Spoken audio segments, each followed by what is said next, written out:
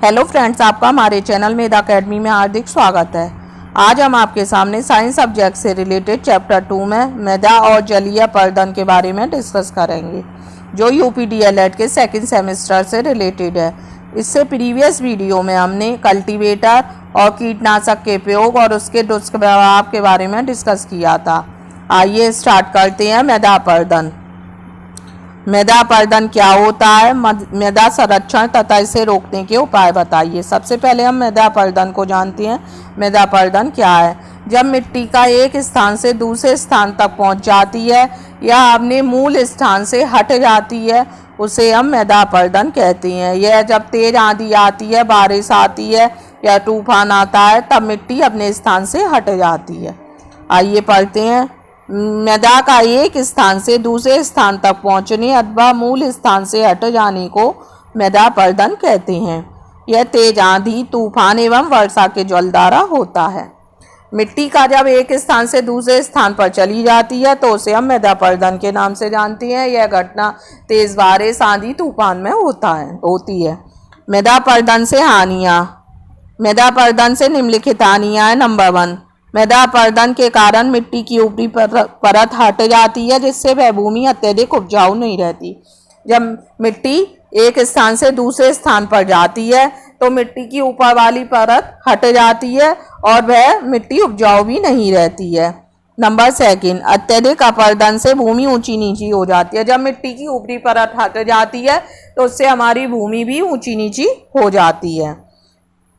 मिट्टी के कटाव के कारण। मिट्टी के कटाव के निम्नलिखित कारण है। नंबर 1 है भूमि का ढाल। भूमि का ढाल अत्यधिक होने से उसमें बहने वाला पानी मिट्टी को अधिक काट देता है। ढाल कम होने से पानी का वेग कम रहेगा और मिट्टी का कटाव भी कम रहेगा। जैसे भूमि का ढाल अधिक होता है तो उसमें जो बहने वाला पानी है वह मिट्टी को अधिक काट देता है। ढाल कम होने से पानी का वेग भी कम रहता है और हमारी मिट्टी का कटाव भी कम रहेगा। नंबर 2, वर्षा की अधिकता। अधिक वर्षा के कारण मिट्टी बह जाती है।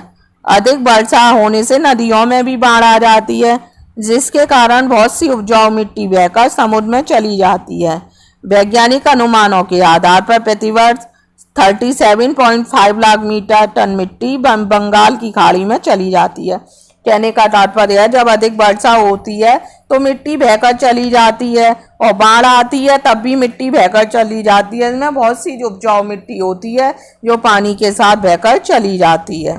नंबर 3, तीव्र हवाएं। तेज हवाओं के चलने के कारण भी मिट्टी का कटाव होता है। तेज वायु के साथ साथ पत्थर के टुकड़े आदि भी उड़ते हैं, जो घर्षण द्वारा मिट्टी को काट देते हैं।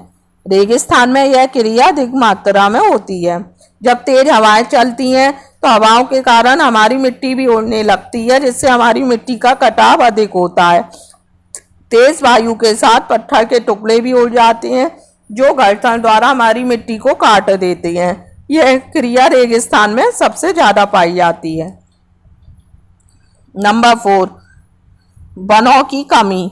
वनों की कमी के कारण भूमि ठोस नहीं रहती, जैसे वर्षा का जल आसानी से काट देता है। वृक्षों की जड़ें मिट्टी को बांध कर रखती हैं तथा जल के वेग को भी कम करती हैं। इससे भूमि का कटाव नहीं होता है। कहने का तात्पर्य है, वन जो होते हैं वो भूमि को बांधे रखते हैं। वृक्षों की जो जड़ें होती हैं वो हमारी मिट्टी को बांध के रखती हैं और जल के वेग को भी कम करती हैं। इससे हमारी भूमि का कटाव नहीं होता है। लेकिन जब वनों की संख्या कम रहेगी तो वह मिट्टी को बांध कर भी नहीं रख पाएंगे और भूमि का कटाव भी अधिक होगा। नंबर 5, मिट्टी का प्रकार। मिट्टी का कटाव मिट्टी के प्रकार पर ही निर्भर करता है। जैसे कोमल मिट्टी पथरीली मिट्टी की अपेक्षा अधिक बहती है, क्योंकि पथरीली मिट्टी में पत्थर वगैरह अधिक होते हैं, इसलिए वह कम बहती है, और कोमल मिट्टी में पत्थर वगैरह नहीं होते हैं तो वह ज्यादा बहती है। नंबर 6, तापमान में परिवर्तन। तापमान में शीतलता से परिवर्तन के कारण भी मिट्टी का कटाव होता है। दिन में अत्यधिक गर्मी और रातों में अधिक ठंड होने से चट्टानें टूटती हैं। तापमान में परिवर्तन से भी हमारी मिट्टी का कटाव होता है। जैसे जब दिन में अत्यधिक गर्मी पड़ती है और रातों में अत्यधिक ठंड होती है तो हमारी चट्टानें टूटती हैं, जिससे हमारे तापमान में भी परिवर्तन होता है। नंबर 7, पशुओं के चरने से। पशुओं को चरने से पृथ्वी की सतह की जो घास होती है वो नष्ट हो जाती है। घास मिट्टी को बांधे रखती है। घास के ना होने से मिट्टी ऊपर आ जाती है और कटाव प्रारंभ हो जाता है। जो पशु जो होते हैं वो जो ऊपरी घास की परत होती है उसकी घास खाते रहते हैं। तो जब वह घास खाते हैं तो मिट्टी की ऊपरी परत आ जाती है और घास खत्म हो जाती है, और घास के ना होने से मिट्टी ऊपर आ जाती है और कटाव भी प्रारंभ हो जाता है। लेकिन जो हमारी घास होती है वो हमारी मिट्टी को बांधे रखती है। इसलिए पशुओं की जो चराई होती है उस पर हमें रोक लगानी चाहिए, जिससे कि हमारी मिट्टी का अपरदन कम हो। नंबर 8, हवा से कटाव। वनस्पति पैदा ना होने और पानी की सतह नीचे हो जाने से हवा से भूमि का कटाव होने लगता है। इससे जमीन सूख जाती है, भूमि उबड़ खाबड़ भी होती जाती है तथा उसमें नमी भी समाप्त होती है। फलस्वरूप भूमि की उपजाऊ शक्ति भी नष्ट हो जाती है। जैसे हवा से कटाव से भी मृदा अपरदन होता है। जैसे वनस्पति पैदा नहीं होती है और पानी की जो सतह होती है नीचे जाने से हवा से भूमि का कटाव भी होने लगता है, जमीन भी सूखने लगती है और हमारी भूमि जो होती है वो भी उबड़ खाबड़ होने लगती है, उसकी नमी भी समाप्त होने लगती है और भूमि की उपजाऊ शक्ति जो होती है वह भी नष्ट हो जाती है।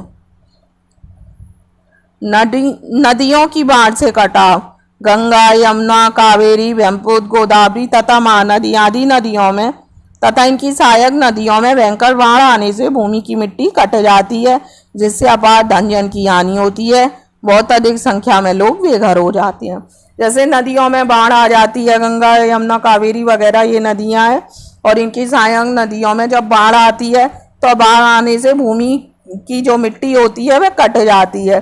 इससे जन धन को भी हानि होती है और बाढ़ आती है तो बहुत सारे जो लोग होते हैं वो भी बेघर हो जाते हैं।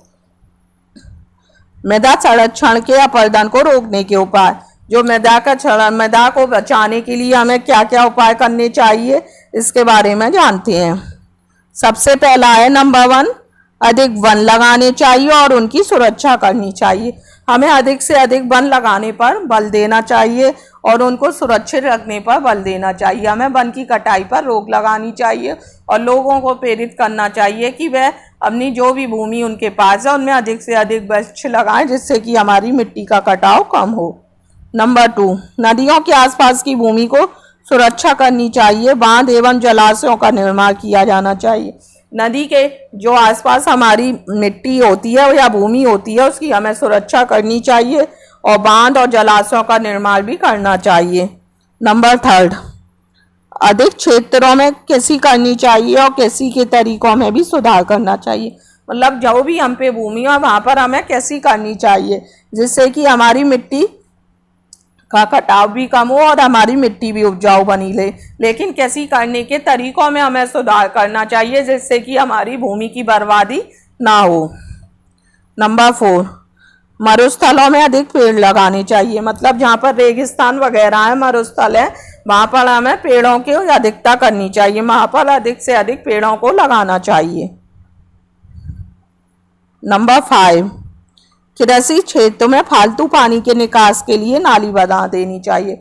जहाँ पर कृषि की करते हैं हम, जहाँ पर हमारे खेत होते हैं वहाँ पर हमें साइड से नाली बना देनी चाहिए, जिससे कि पानी नालियों के द्वारा बाहर निकलता रहे, खेतों में ना भरा रहे। नंबर 6, ढालू जमीन पर सीढ़ीदार खेती बना। जो हमारी ढालू जमीन होती है उस पर हमें सीढ़ीदार खेती की जानी चाहिए। नंबर 7, अदल बदल का फसलें बोनी चाहिए। फसलें लगातार एक सी नहीं बोनी चाहिए, इससे हमारी भूमि उपजाऊ नहीं रहती। हमें फसलें बदल बदल कर बोनी चाहिए, जिससे कि हमारी भूमि उपजाऊ रहे। नंबर 8, हवा से भूमि कटाव को रोकने के लिए हरी खाद या कंपोस्ट डाली जाए। पेड़ों की पट्टियां लगाकर सिंचाई की व्यवस्था करनी चाहिए। जो हवा से हमारी भूमि का कटाव होता है उसे रोकने के लिए हमें हरी खाद या कंपोस्ट खाद डालनी चाहिए और पेड़ों के पट्टियां लगाकर हमें सिंचाई की पर्याप्त रूप से व्यवस्था करनी चाहिए।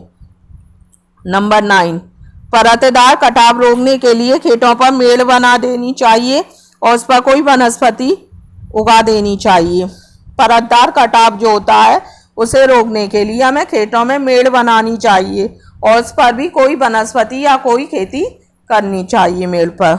नंबर 10, बाढ़ वाले क्षेत्रों में कटाव कम करने के लिए क्षेत्रों के दोनों ओर वन लगाकर पानी को इधर उधर निकलने देना चाहिए। जहाँ पर बाढ़ आती है, बाढ़ वाले जो क्षेत्र होते हैं, वहाँ पर हम मृदा अपरदन के कटाव को कम करने के लिए वन लगाकर क्षेत्र के दोनों ओर हमें वन लगाने चाहिए और इधर उधर से पानी निकलने के लिए पर्याप्त व्यवस्था कर देनी चाहिए। आइए जलीय अपरदन को जानते हैं। जलीय अपरदन किसे कहते हैं और कितने प्रकार का होता है। सेकंड क्वेश्चन है, जलीय अपरदन किसे कहते हैं, ये कितने प्रकार का होता है। सबसे पहले हम जलीय अपरदन को जानते हैं। जलीय अपरदन क्या होता है। जड़ या बाढ़ द्वारा मिट्टी के कटाव को जलीय अपरदन कहते हैं। जैसे बाढ़ आती है और उसके द्वारा जो मिट्टी का कटाव होता है उसे हम जलीय अपरदन के नाम से जानते हैं। आइए पढ़ते हैं। जल या बाढ़ द्वारा मिट्टी के कटाव को हम जलीय अपरदन कहते हैं। तेज वर्षा के जल से बलुई मिट्टी का कटाव सबसे अधिक होता है और चिकनी मिट्टी का अपरदन सबसे कम होता है। मतलब जो तेज वर्षा होती है तो बलुई मिट्टी का जो कटाव है वो सबसे अधिक होता है, जबकि चिकनी मिट्टी का कटाव सबसे कम होता है। जलीय अपरदन के निम्नलिखित प्रकार बताए गए हैं। सबसे पहला प्रकार है वर्षा बूंद अपरदन। दूसरा है अल्प सरिता अपरदन। थर्ड है अवनालिका या खड्ड अपरदन। 4 है परत अपरदन। 5 है बीहड़ अपरदन और 6 है नदी तट अपरदन। 7 है पुलिन या समुद्र तट अपरदन। 8 है हिमनद अपरदन और 9 है भूसंकलन द्वारा अपरदन। ये जलीय अपरदन के प्रकार बताए हैं। अगर आपको हमारा मृदा अपरदन और जलीय अपरदन का टॉपिक अच्छे से समझ आया हो तो प्लीज़ हमारे चैनल को लाइक कीजिए और हमारे वीडियो को प्राप्त करने के लिए हमारे चैनल को सब्सक्राइब कीजिए और बेल आइकन को प्रेस कीजिए। धन्यवाद।